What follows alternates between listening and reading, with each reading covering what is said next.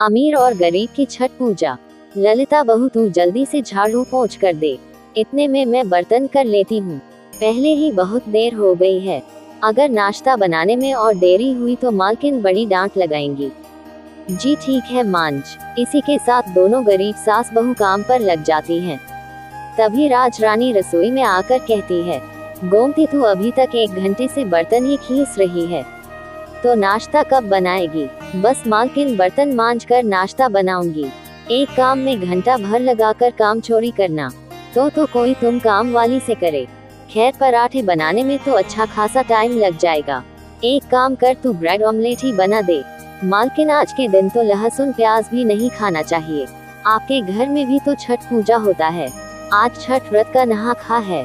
मान्यता के अनुसार इसमें व्रत रखने वाली स्त्रियों को नहा धोकर सात्विक खाना खाना चाहिए। मैं तो भूल ही गई थी। तू एक काम कर, तू पूरे किचन की अच्छे से सफाई कर दे।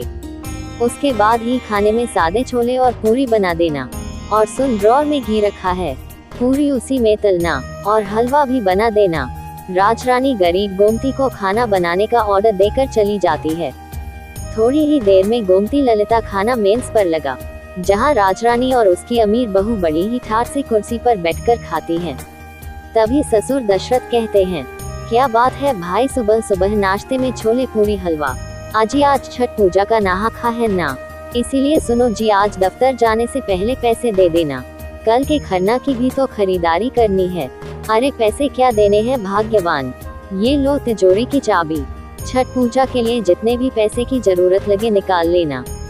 मालकिन हमें भी छठ पूजा की खातिर यह सब कुछ खरीदना है, थोड़े पैसे दे देती, अभी छठ पूजा में 2-3 दिन है, दे दूंगी मैं पैसे, कहीं भागे थोड़े ही जा रही हूँ। वो बात नहीं मालकिन, मगर आज खरीद लेंगे तो थोड़ी सस्ती मिल जाएगी, वरना छठ पूजा के दिन सूप दौरा सब कुछ बड़ा महंगा मिलता है। अरे रब, महंगा होता भी है तो उससे क्या होता है, आप बड़े लोग हैं मेम साहब, मगर हम गरीबों के लिए त्योहारों पर उस 1020 से भी जरूरत पूरी होती है। अरे ओ गोमती, जरा अपनी इस बड़बोली बहू की लगाम खींच कर रख, मेरी बहू से जुबान न लड़ाए। दोनों सास बहू उदास मन से घर चली जाती हैं। जैसे तैसे एक आधे कोठी में रोटी बनाने और झाड़ू पोंछे के काम से उस गरीबी में बड़ी मुश्किल से उनके घर का गुजर बसर चल रहा था। अगले दिन फिर से दोनों गरीब सास बहू काम पर पहुंचती हैं। वह दोनों खरना का व्रत भूखी होती हैं।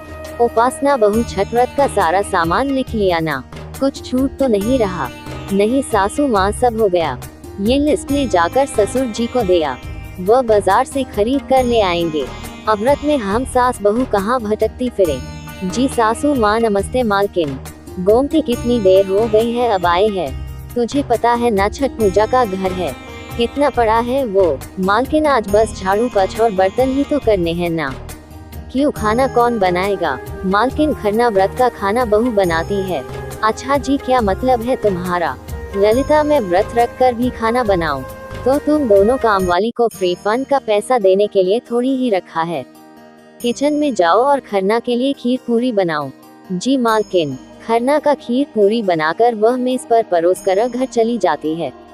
माँ जी आई, घर में तो जरा सा ही राशन है, खरना का खाना इससे कैसे बन पाएगा? बहू, ये लता मौसी ने एक लौकी दी है, इसकी सब्जी और रोटी बना ले, उसी से खरना कर लेंगे। गरीबी के चलते दोनों सास बहू रोक सूखी रोटी से ही खरना का व्रत खोलती हैं।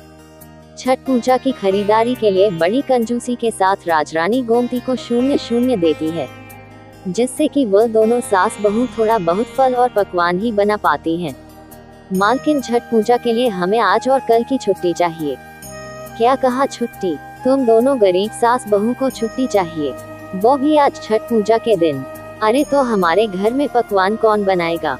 उपासना मीम साहब, छठ पूजा का पकवान जो स्त्री व्रत रखती है उसे ही बनाना होता है, यानी कि आप और बड़ी मालकिन ही पकवान बनाएंगे, हम नहीं बनाएंगे पकवान। मैं और उपासना बहू पार्लर जा रही है, जब तक हम तैयार होकर लौटेंगे तुम सब तैयार रखना खाना। इसी के साथ दोनों अमीर सास बहू पार्लर चली जाती हैं, और वही गरीब सास बहू छठ व्रत भूखी रहकर ठेकुआ पूरी पकवान बनाती है। मेम साहब, हमने ठेकुआ पूरी पकवान बना दिए हैं, दौरा भी सजा दिया है, अब हम घर चलती हैं, हमें अपनी भी तैयारी करनी है। देखिए पहले ही बड़ी देर हो गई है, शाम ढलने वाली है।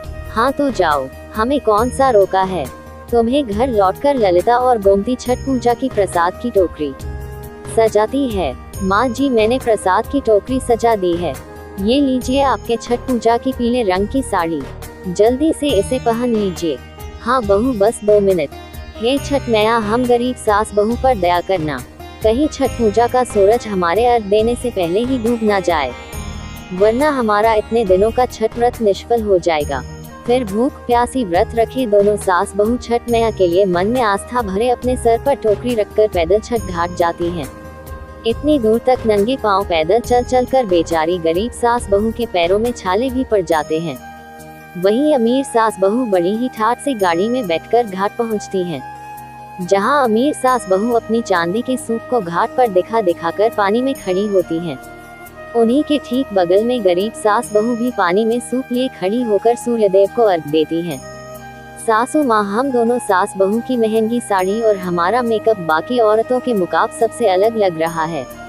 अरे छठ पूजा घाट पर हम दोनों ही दिखाई दे रहे हैं। बस अरे वो तो लगेगा उपासना बहू, आखिर हम अमीर जो हैं, और हमारी छठ की साड़ी भी लाखों की है। नजर घुमा कर तो देख, हमारे घर में काम करने वाली ये दोनों गरीब सास बहू कितनी सस्ती सूती पीले रंग की साड़ी पहन कर आई हैं। आर्घ देने के बाद चारों सास बहू पानी से बाहर आती हैं। तभी गरीब सास बहू छठी मैया को चढ़ाया हुआ पीले रंग का सिंदूर एक दूसरे को लगाती हैं। माँ जी वो देखिए छोटी मालकिन और बड़ी मालकिन, वो भी इसी घाट पर आए हैं, ये सिंदूर उन्हें भी लगाते हैं। दोनों गरीब सास बहू उनके पास आती हैं, जहाँ सास बहू छठ घाट पर खड़ी होकर सभी को दिखा दिखाकर फोटो खींच रही होती हैं। ये देखिए सासू माँ हमारी यह फोटो सबसे सुंदर आई है। मालकिन हमें नहीं पता था कि आप दोनों भी इसी घाट पर आने वाली हैं। खैर अब जब मिल ही गए हैं तो सिंदूर लगा लीजिए। अरे ओ गोमती की बहू तेरा दिमाग खराब हो गया है क्या, जो हमें अपनी तरह गवार बना रही है। तुम दोनों सास बहू को यह नाक से सर तक का सिंदूर लगाकर बिहारी लग रही हो, हमें भी अपना जैसा बनाना चाह रही हो। रहने दो, छठ पूजा के लिए स्पेशली पार्लर जाकर हम दोनों ने इतना महंगा मेकअप कराया था, हमारा मेकअप मत बिगड़ो, हटो हमें घर जाना है। ये कहकर दोनों अमीर सास बहू छठ पूजा की टोकरी के साथ अपनी महंगी सी गाड़ी में बैठकर घर चली जाती हैं। वहीं गरीब सास बहू दोबारा से अपने सर पर टोकरी उठाकर घर ले आती हैं, और अगले दिन दोबारा से तड़के सुबह उठकर वह थोड़े बहुत और पकवान बनाकर छठ पूजा की टोकरी लिए पहली भोर को ही छठ घाट पर आ जाती हैं। इतने में अमीर सास बहू भी घाट पर आ जाती हैं, मगर जल्दीबाजी के चक्कर में उपासना का पैर छठ घाट की सीढ़ियों पर फिसल जाता है। उसके पैर में गहरी चोट आती है। माँ मेरा पैर बहुत दर्द हो रहा है। सासू माँ उपासना बहू खड़ी होने की कोशिश कर देख, थोड़ी देर में सूरज उग जाएगा, हमें सूरज को अर्घ देना होगा, वरना हमारा छठ व्रत पूरा नहीं होगा। माँ जी बहुत दर्द हो रहा है, मुझसे खड़ा नहीं हुआ जाएगा, मेरे पैरों में बहुत ज्यादा तकलीफ हो रही है। तभी ललिता और गोमती उनके पास आती हैं। बड़ी मालकिन अब बिल्कुल भी चिंता मत कीजिए, उपासना बहू रानी जी के हिस्से का छटके मेरी बहू ललिता दे देगी।